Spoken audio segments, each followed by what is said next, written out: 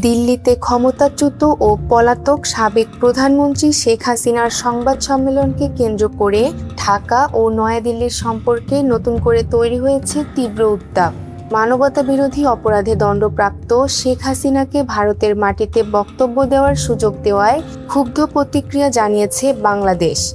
পররাষ্ট্র মন্ত্রণালয় একে জুলাই বিপ্লবের শহীদদের প্রতি অবমাননা এবং সার্বভৌমত্বের ওপর আঘাত হিসেবে দেখছে। তবে ভারত সরকার দাবি করেছে এই আয়োজনের সঙ্গে তাদের কোনো সম্পর্ক নেই। ছাত্র জনতার অভ্যুত্থানে দেশ ছেড়ে ভারতে আশ্রয় নেওয়া সাবেক প্রধানমন্ত্রী শেখ হাসিনার সংবাদ সম্মেলনকে কেন্দ্র করে এখন তুঙ্গে কূটনীতি। শেখ হাসিনাকে ভারতীয় গণমাধ্যমের মুখোমুখি হওয়ার সুযোগ দেওয়ায় আনুষ্ঠানিকভাবে তীব্র ক্ষোভ প্রকাশ করেছে বাংলাদেশের পররাষ্ট্র মন্ত্রণালয়। বিজ্ঞপ্তিতে বলা হয়, মানবতাবিরোধী অপরাধের আসামি হিসেবে পলাতক শেখ হাসিনা ভারতের মাটিতে বসে বাংলাদেশ রাষ্ট্র ও জনগণের বিরুদ্ধে বিষাক্ত ঘৃণা ছড়িয়েছেন। এই ঘটনাকে জুলাই বিপ্লবের শহীদদের রক্ত এবং বাংলাদেশের সার্বভৌমত্বের প্রতি গুরুতর অপমান হিসেবে আখ্যা দিয়েছে ঢাকা।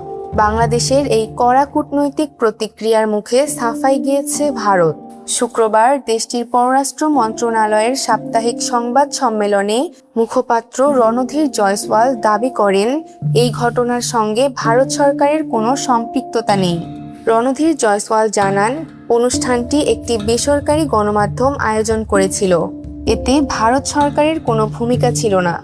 একই সঙ্গে বাংলাদেশের বর্তমান সরকার বা রাষ্ট্রবিরোধী কোনো বক্তব্যকে ভারত সমর্থন করে না বলে স্পষ্টভাবে জানান তিনি। বাংলাদেশ ছেড়ে পালিয়ে যাওয়ার পর গত বুধবার দিল্লি থেকে প্রথমবারের মতো ভার্চুয়াল সংবাদ সম্মেলনে যুক্ত হন শেখ হাসিনা। সেখানে তিনি চলতি বছরের শেষ দিকে দেশে ফেরার ইচ্ছার কথা জানান। বাংলাদেশের পররাষ্ট্র মন্ত্রণালয় স্পষ্ট জানিয়েছে, 2024 সালের জুলাই-আগস্টে শিশুসহ নিরীহ নাগরিকদের হত্যাকাণ্ডের যেসব তথ্য জাতিসংঘ উপস্থাপন করেছে তা অস্বীকার করার ব্যর্থ চেষ্টা করছেন শেখ হাসিনা ও তার সহযোগীরা। অতীতের মতো সচেতন বীর জনতা আবারও ইতিহাস বিকৃতির এই অপচেষ্টা প্রত্যাখ্যান করেছে। একদিকে দিল্লিতে শেখ হাসিনার অবস্থান ও বক্তব্য, অন্যদিকে ঢাকার কড়া কূটনৈতিক হুঁশিয়ারি। সব মিলিয়ে ক্ষমতা পরিবর্তনের পর বাংলাদেশ ও ভারতের দ্বিপাক্ষিক সম্পর্ক এখন সবচেয়ে স্পর্শকাতর ও জটিল মোড়ে এসে দাঁড়িয়েছে। তাসনিম মোম, নিউট্রাল নিউজ, ঢাকা।